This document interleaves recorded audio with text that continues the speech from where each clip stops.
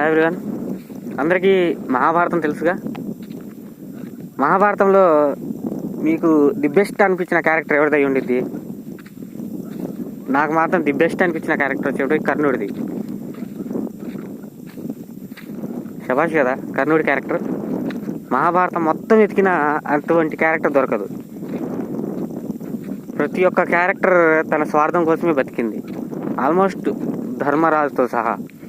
కానీ ఒక్క క్యారెక్టర్ మాత్రం కర్ణుడు, ఆ ఒక్క క్యారెక్టర్ మాత్రం తన కోసం తప్ప అందరి కోసం బతికింది. చచ్చింది కూడా అందరి కోసమే. The special character in Mahabharatam is కర్ణు.